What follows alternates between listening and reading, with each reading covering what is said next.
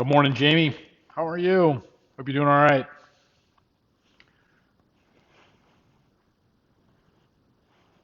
Cecile, good morning to you. Glad you're here. Hello.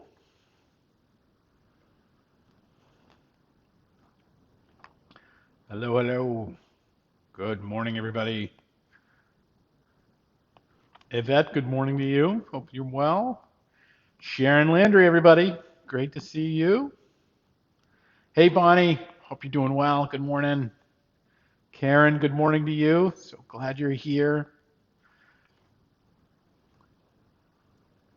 Just called in my woodpeckers for a snack.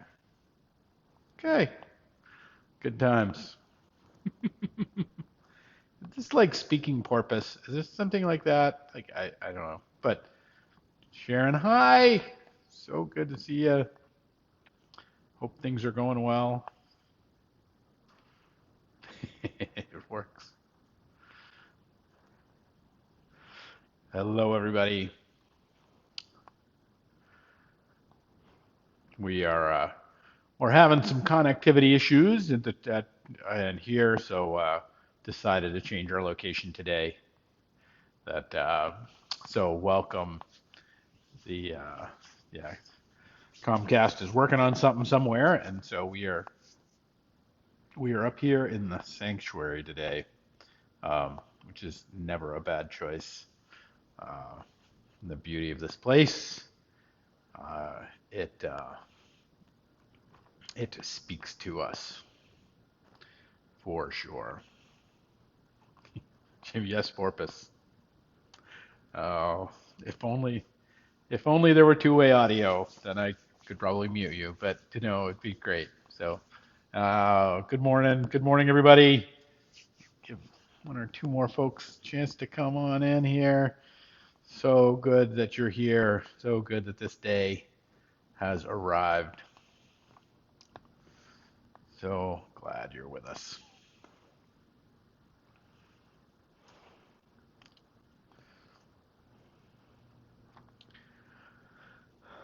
How are you? Yeah, the beauty of really is a really is pretty majestic, isn't it? All the beauty that is there. Good morning. All right, friends, we'll head along. So good morning. It is the 17th day of November. This 11:11, and I am glad that you're here. I'm glad that we're gathered once again to spend a little time on this journey together. So, hey, good morning, Amy. Glad you're here. Hello, all. Good morning, church family. Yes, yes, yes, yes. So good. So glad that you are a part of this family. You are a part of this journey. You are a part of this, whether you've been here for a year and a half or whether you are just new to this. Good morning, John. Glad you're here. You are a part of this assembly. So I want to talk this morning about about Joshua. So Joshua is the hero that brings the Israelites into the promised land.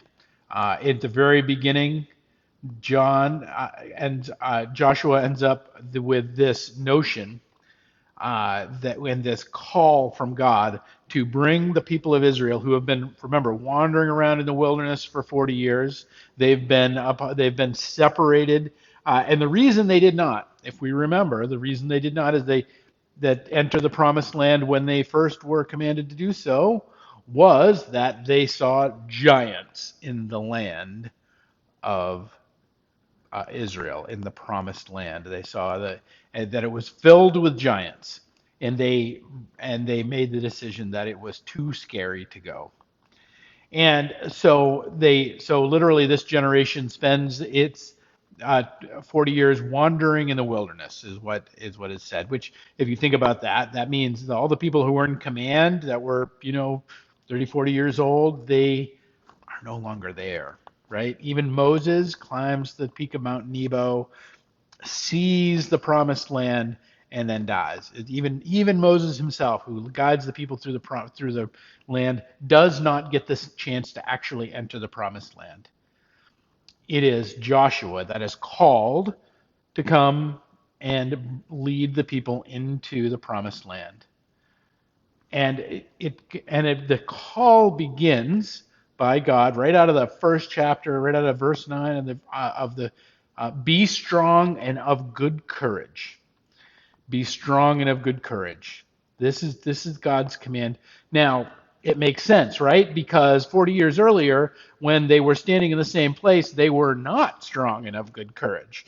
They actually wimped out. They actually saw the land filled with giants, and they chose to run and hightail it and spent the time in the wilderness so that that generation could actually pass into the next life, and that a new generation would rise up.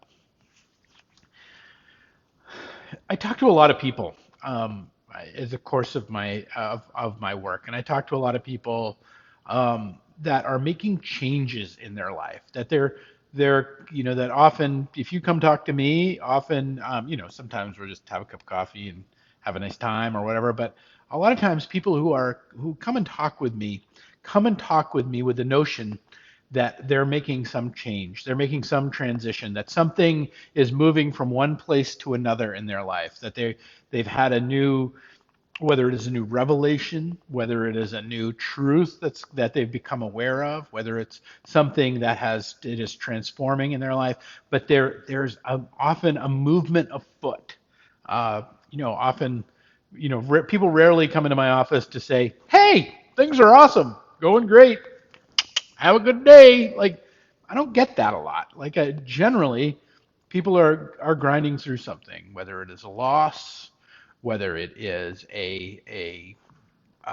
some sort of challenge that they're facing personally, whether it is a new revelation to their life and they're being whatever it is, that there's often something new that they're coming into. This land, this symbol, this icon of Joshua that God gives us. This story of those the generation before, who didn't make it, but went into the wilderness and learned a bunch of lessons, gained a bunch of strength and wisdom, gained a bunch of resilience in their ability to no longer be in slavery, but then to be in the wilderness and to live in this between place, in the hard place of life, and then to be able to cross the Jordan into the promised land, and that it's actually a privilege of my work that I often get to meet people at a point when they're kind of tired of wandering around. They're kind of tired of the things that they're unwilling to face in life,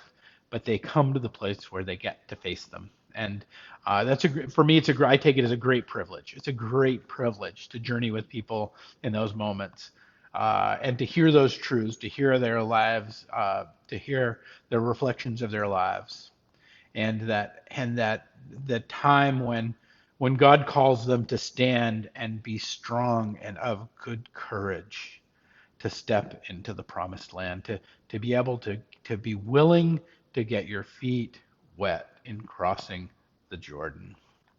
Be willing to step into the incredible truths of your own life. Like, one of the great symbols of truth in Bible. There's a couple of them. One is a rock. We talk about the church being built on the rock of Peter, and the notion of rock as kind of a truth for us. That's something that we can hold on to. We can stand. Also, Bible identifies a sword as a truth. Because truth has that, and these are attributes of how truth works, right? Like sometimes a truth is just a rock. It's something you can stand on. You can rely on it. You know it's going to be there. You stand on it. You know that nothing bad's going to happen to you. Sometimes it's a sword. There's this way in which it cuts. It cuts through things. Like somebody's out there giving you a line out, and like all of a sudden, the sword, the truth comes in, and it's like somebody just cut something off. Like it's no longer there. But also, truth is given as water. That is given this notion of water as truth. We come to the waters of baptism. We see Jesus baptized in the waters of the Jordan. And here Joshua stands the same way at the river of Jordan, long before Jesus arrives there, with this notion of crossing over into the promised land. And he gets his feet wet. As I was talking before, a great deal of the privilege of my work is that I get to be with people with wet feet. I get to be with people who are stepped into the truth of their life, and they're kind of wavering, kind of wondering what have they done, that by admitting, by kind of coming into, by maybe no even act of their own, simply the wandering of their life, bringing them to the shores of the Jordan, and this readiness to move into a new life, and to gather up all that they have, to gather up their provisions, and to gather up that which they can carry, and to go into this land that God will give them.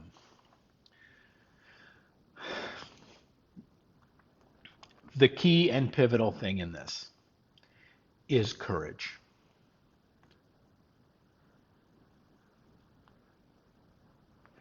The courage to get your feet wet.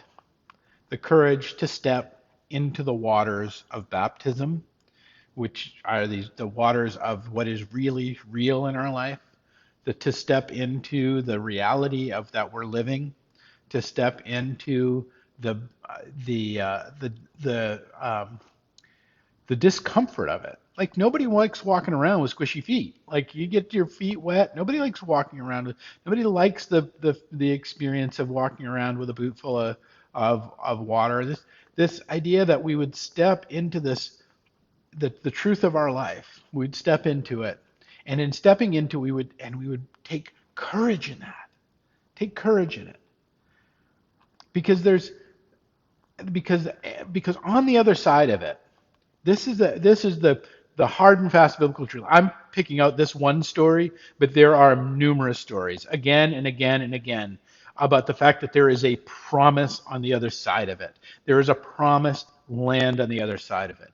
There's a promised beauty on the other side of it. There's a promised wonder on the other side of it. There is a place for you to live and to dwell and to prosper on the other side of your squishy wet feet, on the other side of your discomfort in the truth of your living and your life.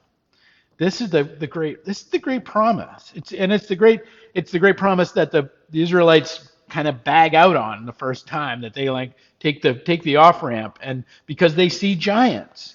Friends, there are giants in this world. We're going to see giants sometimes. We're going to see things that are, and when I say giants, it's not just, we're going to see things that are entirely too big for us to contend with. Entirely too big for us to contend with.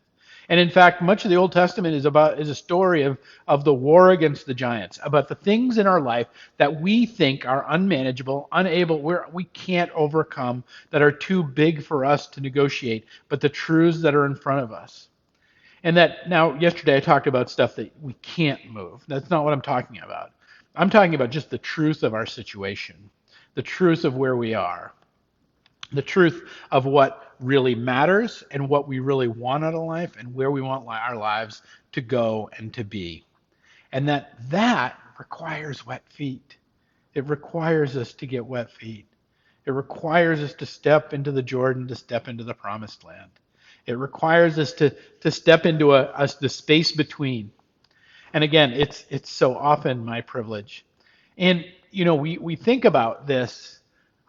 So often I have conversations with people, and they say that, I wished I had been able to do this earlier. I wished I had been able to come to this earlier in my life. I wished but that's all part of the story. The reason we see the giants and run away for the first time is because God has work to do with us in the desert. God has work for us to do in the wilderness. God has work for us to do even in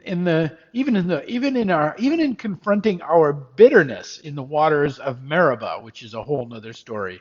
But even the one of the things that happens in the desert which is actually one of the biggest things that happens in the desert, is that we confront our bitterness. We confront the waters of Meribah, which are these waters that boil up, and they're considered bitter. They're considered this bitterness. We have to encounter all of this stuff, all the stuff we wished had been otherwise. We have to encounter our grief. We have to let the stuff that isn't going to serve and isn't going to go forward die away in us, and that we come to a place where we stand on the shores of the Jordan, ready to step in, and it requires courage. And I simply want to encourage you today to have that courage and to infuse you with courage, to infuse you, to offer to you a full heart, which is, as I've said before, the definition of the word courage, that core being heart and the edge being kind of full, is this idea that to be courageous is to live life with a full heart, to live life with the full promise of what has been given to you. Your Father in heaven wants to give you all good gifts. The world and the world has got all these kind of things going on and all this kind of other stuff, but your Father in heaven wants to give you all good gifts, wants to offer you joy, wants to offer you a truly new way to be in this world. And that, you can say, well, I was baptized or I crossed the Jordan or whatever, once again, but I think this isn't a one-time deal. I think this is a lifestyle, a willingness every day to wake up and stand on the banks of a new undiscovered country. Because the reality is every day is an undiscovered country, isn't it? You think you know what's going to happen in the course of your day. You've got your little day timer. You got the things you're going to do, the errands you're going to run, the shows you're going to go to, the whatever you're going to do in the course of your day. And then reality happens. And maybe you get to work your day exactly as you planned, or maybe not. But there's a moment where before you're laying in bed, or the moment that you put your head out of the covers and you set your feet on the ground, that you step into a new place and a new era, that each day in fact can be met with the courage, can be met with the full heart of what it is to step into a promised land. Now, maybe you have horrible things on the day. Maybe your day is truly filled with giants that want to eat you and grind your bones, that want to destroy you. Maybe you have a day that's terrifying before you.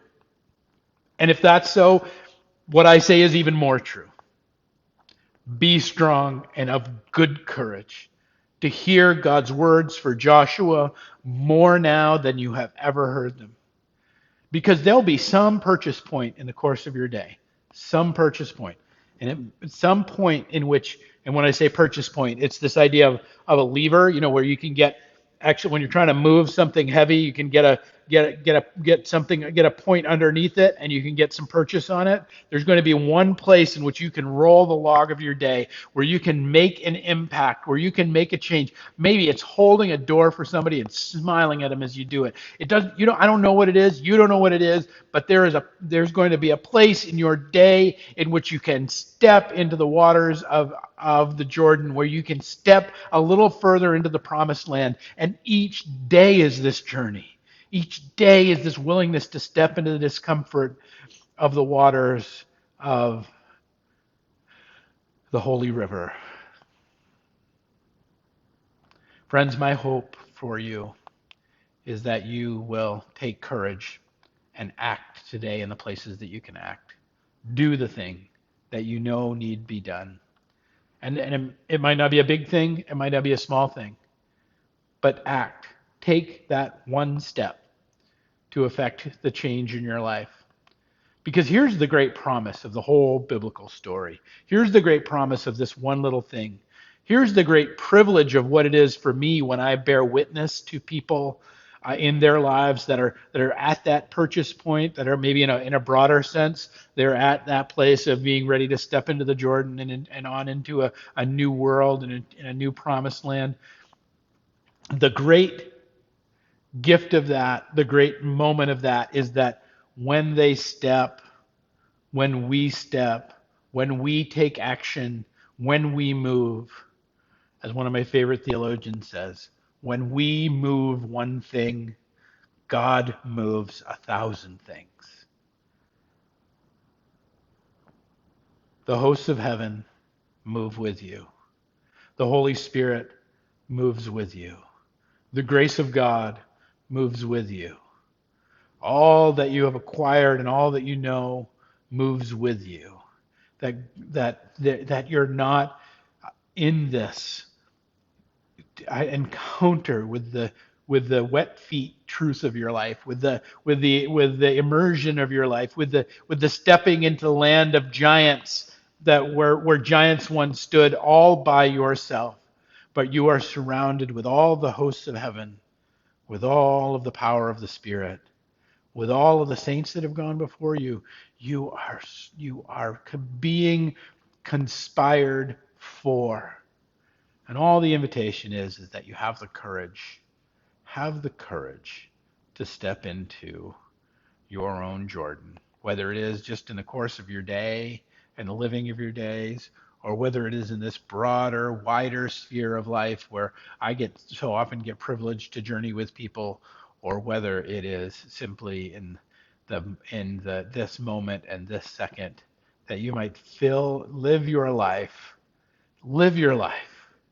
with a full heart, and let all the beauty of all that is come to pass. So this is kind of why I wanted to do this here in this sanctuary, because it is one of the more beautiful places that I know, because it is, in the end, this invitation to beauty that God gives us, this invitation to a beautiful life, no matter the scars or the horror and the dark or the difficulties, the invitation to joy, and the invitation to life, and life in abundance. All right, friends, that's my hope for you today. I hope you have a great day today, and tomorrow we will pick it up with another 11:11. Peace and grace, you all.